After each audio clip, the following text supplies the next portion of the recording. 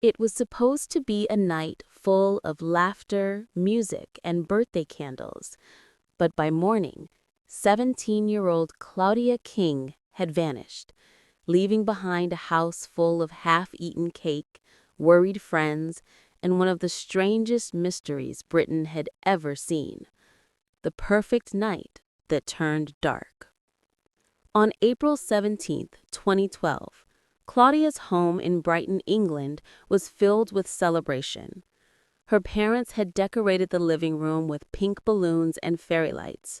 Her friends from school were there, laughing, dancing, and recording silly videos on their phones. Claudia, bright and full of life, had just received her dream gift, a silver bracelet engraved with her initials. Everyone said she looked happier than ever.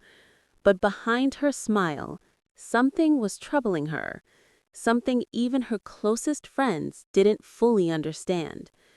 Around 9:30 p.m., after blowing out her candles, Claudia stepped outside for just a minute.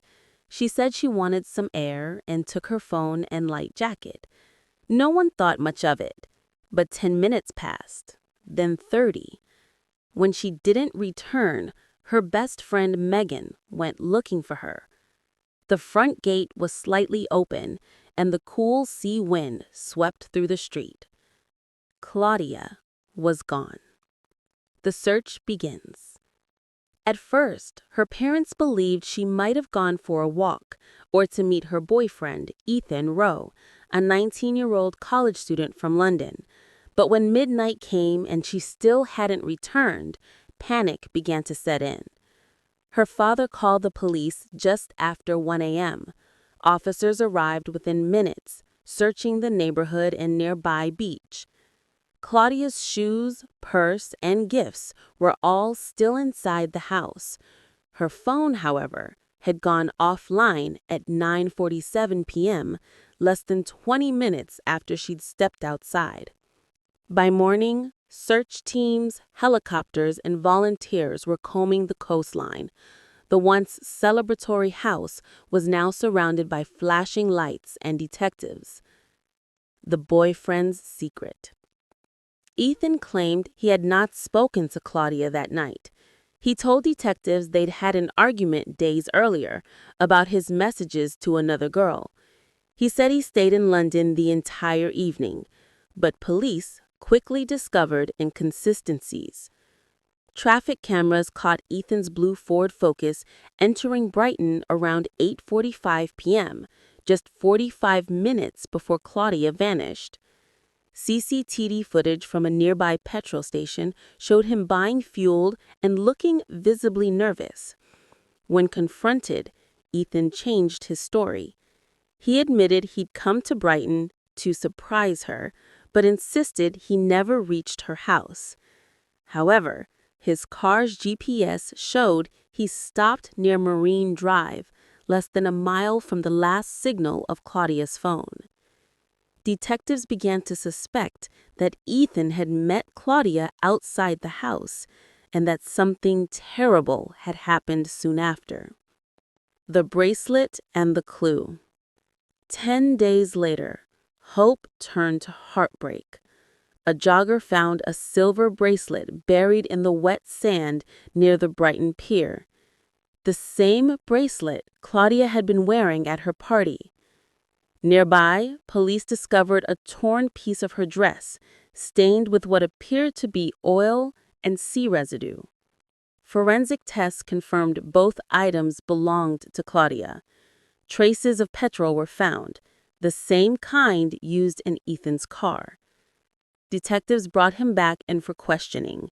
They found fibers from Claudia's clothing on the passenger seat and faint blood traces beneath the floor mat. Still, without a body, they couldn't prove murder, only suspicion of foul play. Ethan was arrested but later released due to insufficient evidence. A cruel twist. Weeks later, the King family received a letter. It was written in shaky handwriting and read, "I'm safe. Please stop worrying. I needed to leave. Don't look for me. "I'll come back soon."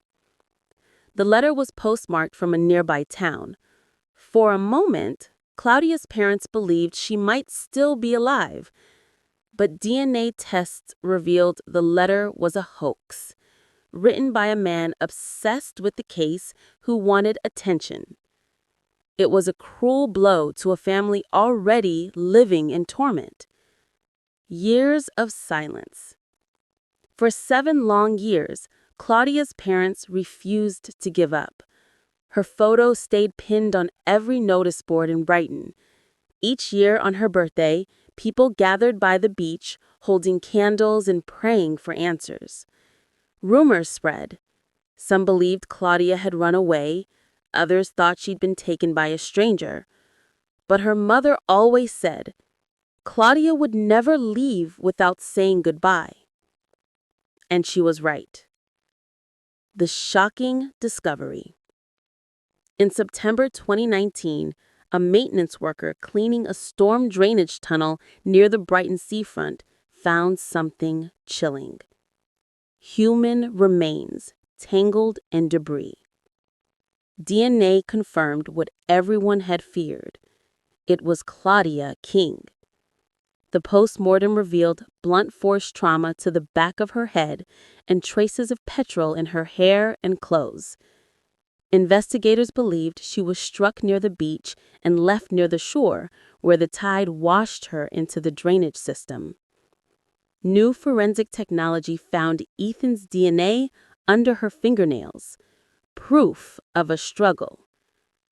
Ethan Rowe was arrested again in 2020. This time, he couldn't escape. During his trial, witnesses revealed that Ethan had a history of obsession and control. He often checked Claudia's messages, called her dozens of days a day, and once threatened to end it all if she left him. In 2021, he was convicted of murder and sentenced to life in prison with a minimum term of 25 years. When the verdict was read, Claudia's mother whispered, "Finally, she can rest." The legacy.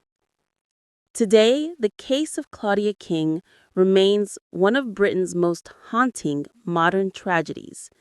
It reminds us how quickly a joyful night can turn into a nightmare. Every year on April 17th, her parents place a pink rose by the sea at the exact spot where her phone last went silent. Her mother says the waves still sound like her daughter's laughter, fading but never gone.